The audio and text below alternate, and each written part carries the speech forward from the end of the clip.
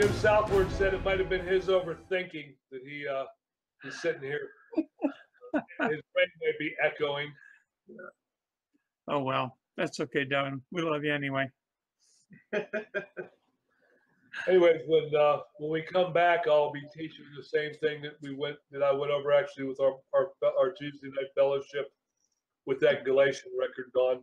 And Cool. I think you'll appreciate the Galatian record more with this as a forefront than what I tried to do it in our fellowship on Tuesday night. Cool. Well, let's all say good night. Good night. Although we're not going to place. Good night. Good night. And we'll see you in the green room, which is right where we are. So we'll see you there. Good night. Somebody's going to need to paint the walls green. Yeah. Or we could make it blue if you want, or red. Right? Nah, green room sounds better. I mean, Yeah. it's only because Johnny Carson had a green room. Yeah, Right. yeah, but green represents prosperity. Right. I suppose the red room would represent war. Right. We'll get you. The shedding The of red blood, room. the covenant ring. The shedding of blood. Yeah. War room. I hope that wasn't too. Well, if it's unfortunate, but sometimes you got to go through all the detail to get to the Dewey Carmel Center. Well, at least now you can see why I wanted to do this with the segments. Yeah. Yeah, it's very deep.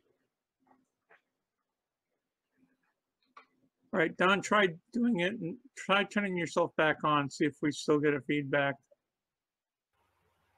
Hello. Hello. Oh, Hello. No, I made no my feedback. Okay. I made my own.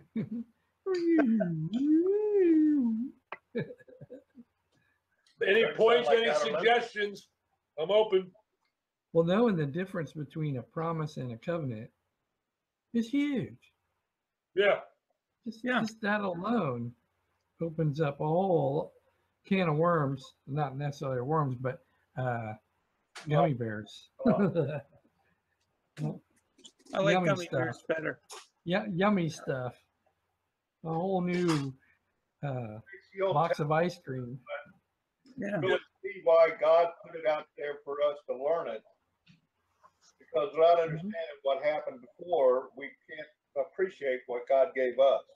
Mm-hmm. Mm-hmm. Huge. Big. It's deep. Yeah. From what we were taught. We were given a little bit of the segments, when we was in the way about all this. But once you start seeing the difference between the two, then it makes it more living for you. Mm-hmm. Yeah. Yes, sir. I mean, kind of let that stuff blow by me when I was but I'm actually able to grasp it now, a lot deeper, and have a appreciation for it more. That's the progressive learning curve. Yep. Yep. Even we have one. oh yeah. Yeah. Well, then I Sparkling in your hair, huh? think back to the Apostle Paul. He had a learning curve too. Mm-hmm. Everybody does. All of them did, and The whole book of Acts. That's the whole book of Acts right there. Right. yeah, and I think God does that on purpose. And I don't think there's enough taught on progressive revelation. I Because- agree. I think that's a huge subject. Because even in Acts 2, when Peter got up to talk, he thought this was the book of Jude coming to pass. Exactly. That's because that's all he knew. See, Of course, Yeah. as he learned more, even his second, I don't know, chapter 3 or 4 or 5 right in there, he even changed a few things just from chapter 2 to there. Yes, and I'm really seeing that big, Don. That's a good point, man, because if you look at, there's I mean, there was always a hint, like, unto you, your children, and your children's children, and those that are afar off. There was always a hint when they was prophetically speaking, but they didn't get it. But you can tell they get it a little bit more, and then they get it a little bit more. I see that real big too. Yeah. The They're understanding. resurrection, though, is the constant theme, though, Right. throughout Acts. But the other stuff, the administrations and some of those kind of things, the law going away, those things all were gradual, Yes. gradual changes in learning. And it is, I think it is with everybody today too. Whatever, whether you're coming out of a governmental where you're into your nation, one nation under God, indivisible with liberty or whatever, and or whether you're into your religion, God draws all peoples of all tongues out to His truth, separate from all that stuff. Not that that stuff can't be cool too. I mean, nothing wrong with going to a building with a bunch of believers and praising God, but that is not the essence of God. That is something that you do. That is that your nation is a wonderful nation. I love my nation. It's a great nation, but it is not my God. I mean, but we're taken out of that. We're taken out of. You know, I think one of the biggest religions in the world today is science, the religion of science. I really, really believe that because, I mean, you have to take it by the same type of faith that they accuse us of, which is stupid faith. Turn off the lights and go down the stairs. That's not faith. Faith Right. is but we're supposed to believe in this ionic big bang that happened billions of years ago. That takes a hell of a lot more of creative turn off the brain cells and accept just because I said it than any accounts we have in the Bible of men and women that actually lived this and saw Jesus Christ before and after His resurrection. I can trust that a lot more than I can trust whatever they're dishing out. But, Amen. but we're taken out of that. We're pulled away from that. Not that there can't be good science. I believe there's good science. I believe there's good qualities in nationalism and the idea of government. I mean, I know God is government. It can be used for the good, but that's not, we're free from all that. And then we come back to it to do whatever, make it more godly, hopefully. Yeah. What gets me is when people get it, you know, in the Christian walk, there has to be a balance. There has to be a balance.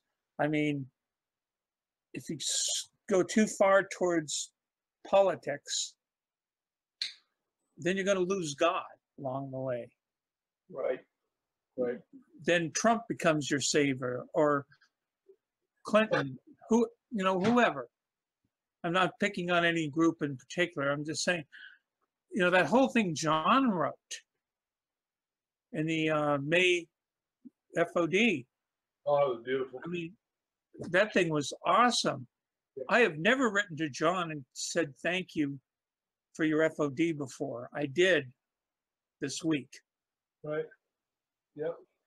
And that was my point. We're being called out from that stuff to realize that's not, it's not the quaking earthquake or the big wind that's God. It's that still small voice that's in His Word. Yeah. Amen. Yep. Yep. It's pretty cool stuff. Yes, it is. Yeah, I have more perspective in my own life from thinking this way and other people's lives, and even in ministry, when you're ministering to a person, when you really start realizing that they're being called from a different point and perspective, it's easier to not get all worked up about stupid shit and just try to get them to the Lord. Yeah. Not worked up about whether they're Democrats or Republicans or independents or whether they're Scientologists or whatever the heck they happen to be, but because we all came out of some background or another closer to the truth. Very true.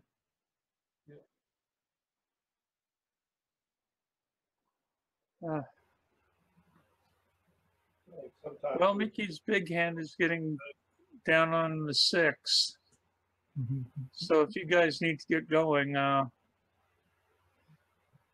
Yep. understand you got to work tomorrow and all that sort of neat junk. 4 in the morning. I love you for thinking about it, though. Thank you. And thank you for reminding me of it, too. I was, Hey, Louis, you got to get up in the morning. couple more years. 4 o'clock comes pretty early. Couple more years. Yeah. I love you guys with all my heart. Thank you. Okay. Love Love you, you, Ian. everyone. Have a good night. Good night, Love you, sir. Chris. Yeah. Good We'll night, see you Chris. next week. Good night, Cheers. Chris. Anybody wants to come? Bye.